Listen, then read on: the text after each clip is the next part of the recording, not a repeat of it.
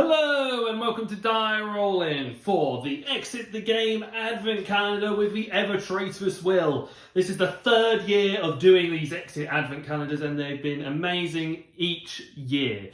The last two have been on a Yeti, trying to escape a Yeti and then trying to make everyone remember what Christmas is all about. This time, I have no clue. I've not looked into it, I've not had any thought about it. I was thinking about do I even do the Advent Calendar? But I was like, yeah, it's going to be fun. And I think it's going to be all about elves this year.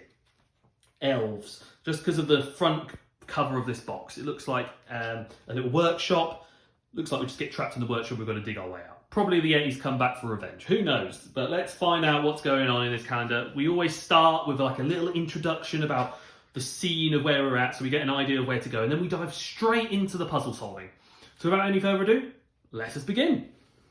The harsh ice desert of the South Pole stretches almost indefinitely. Nothing but glittering ice crystals and white expanse as far as the eye can see. The whole area is silent, stark and deserted. Well, actually, not the whole area. There in the middle of the icy wasteland stands a single isolated house.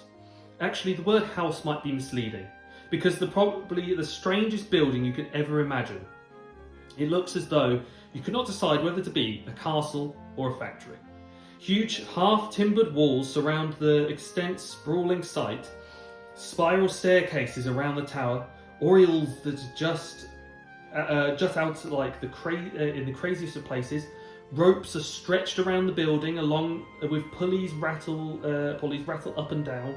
Above all of this madness, countless chimneys tower over the building, stretching up into the air in a disorderly manner. A hiker, should he ever get lost in this remote area, would probably stand open-mouthed and stare in amazement at this truly surprising sight. Not least because of the magnificent fir trees that thrive in huge plant pots right in front of the building. Perhaps he would thoughtfully pluck a few icicles from his beard and mutter, "Goodness gracious, how do the trees manage to survive in such bitter cold?" But firstly, a hiker would never happen to pass in this particular spot of the South Pole. And secondly, this is no ordinary building. Of course, it could only be Santa Claus's workshop. And has been known, and as you know, has some surprising tricks at his disposal. Inside, it's very busy, as it is to be expected in December. There's crafting and carpentry, baking and sewing, planting and varnishing, and above it all hangs the delicious scent of oven-fresh gingerbread and cinnamon stars. Hundreds of employees in numerous departments are working hard to ensure that the gifts are ready for Christmas festivities. You are one of these employees. You have been employed here for many years and love your time this time of year. Everyone is really focused on their jobs, and the zeal and anticipation is almost palpable.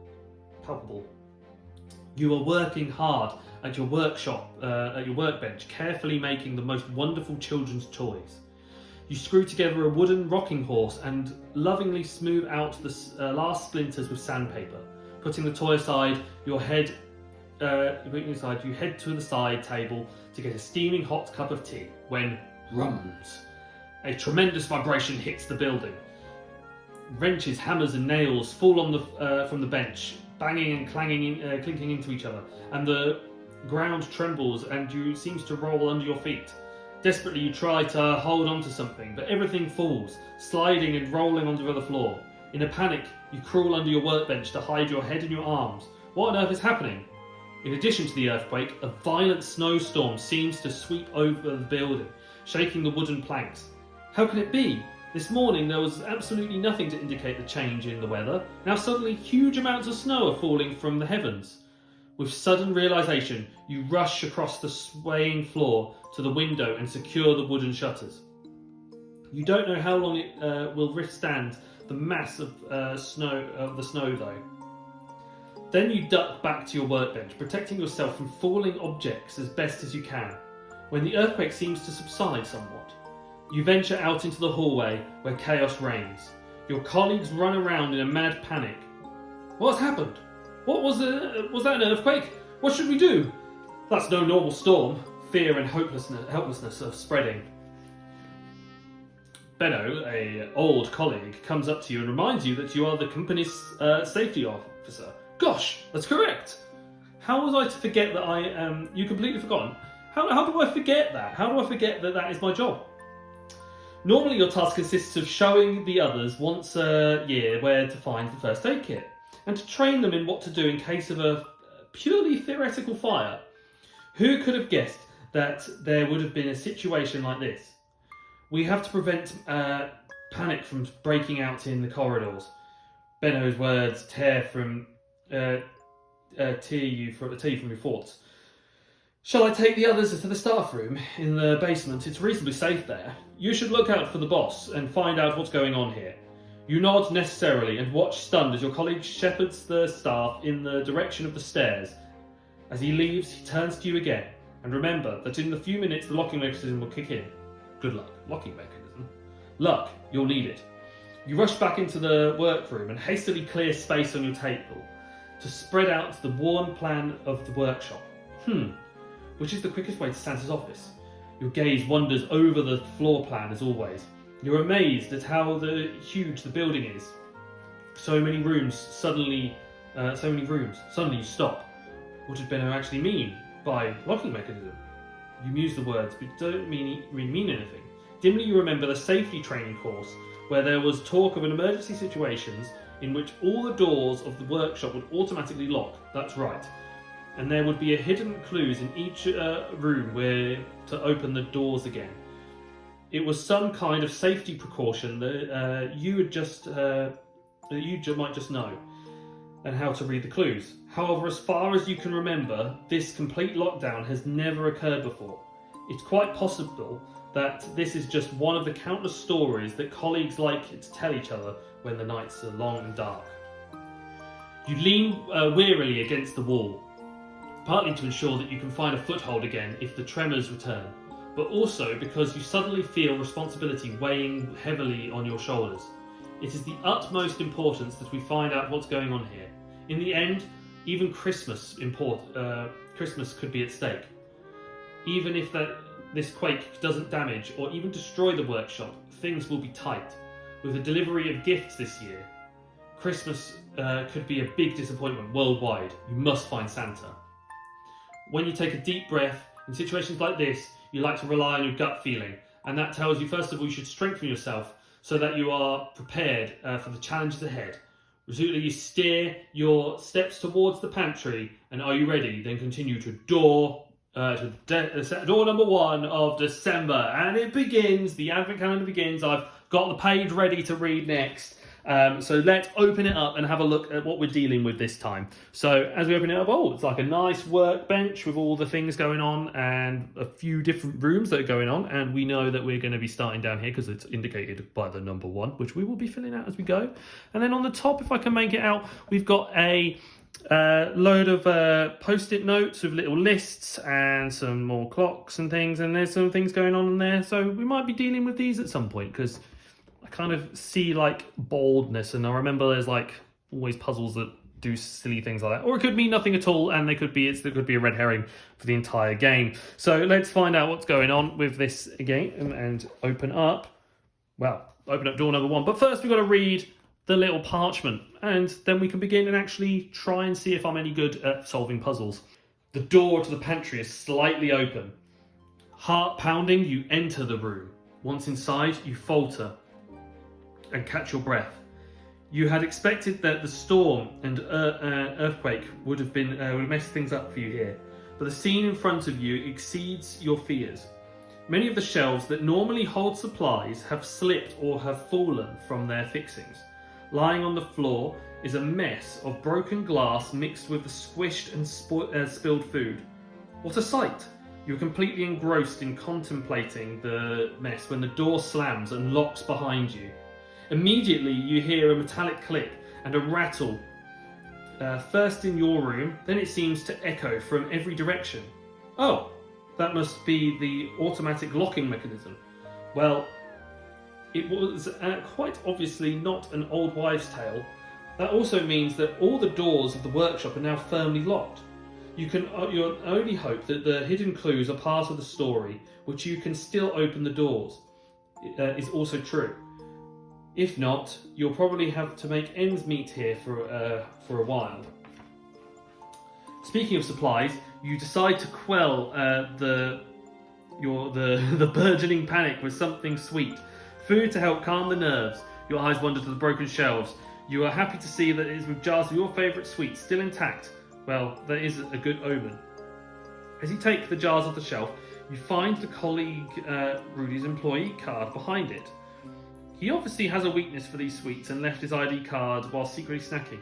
You tucked it away in his pocket. When all this fuss is over, you'll give good old Rudy, give it back to good old Rudy. But first of all, get to those sweets. Open door number 1 and we begin. So on our little pad, we did get a few little hints, I believe, along the way. So it says, food to calm your nerves. Code is from big to small. So it starts with the biggest number, probably goes to the smallest number.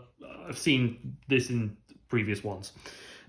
Recently, various employees have left their ID cards lying around. If anyone finds one, please don't throw it away. So we've probably noted that we're going to have to hold on to those for the entirety of the adventure. So I thought that's actually a good idea. I actually thought of something like that when we first started looking at these, and it's pretty cool. So let's start by opening up this door and see what's going on.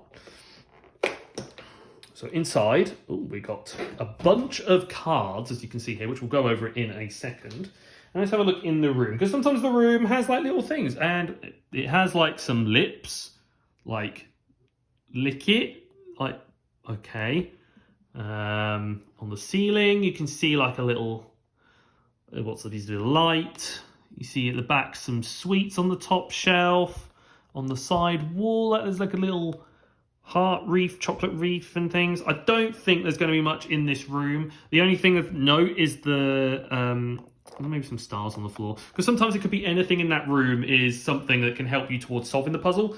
This time it kind of looks like it's just the front door. It says something about taste or licking it.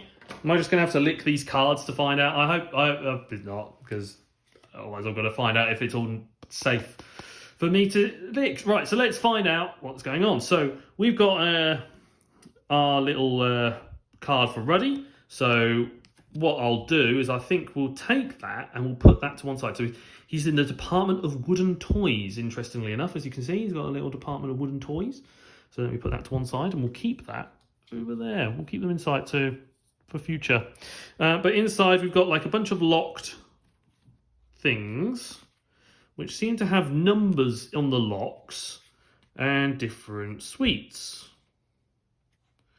So we've got to figure out what actually is needed here. So this is talking about, so it starts off the food to calm your nerves, code from big to small. And then we've got given a bunch of sweets of different quantities. Maybe it's like the number of sweets in the jar and we order it by that. And then the locks have like numbers on them. So that's like a 5. There's like a 2 or something. Like a T. There's a 3 and a thing. I could lick a card. Sure.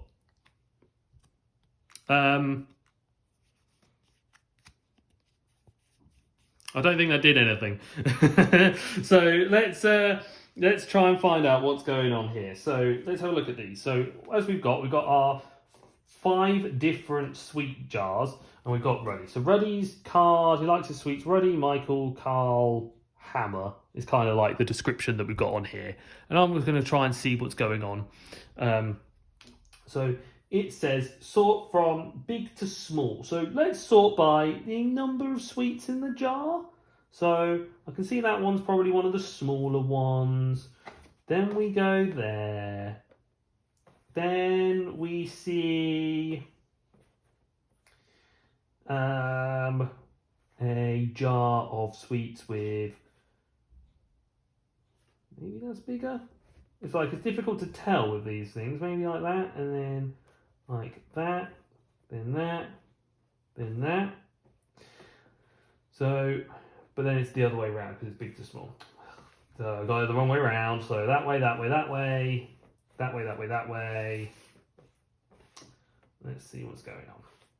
Actually starting off with an interestingly tough puzzle. That looks bigger.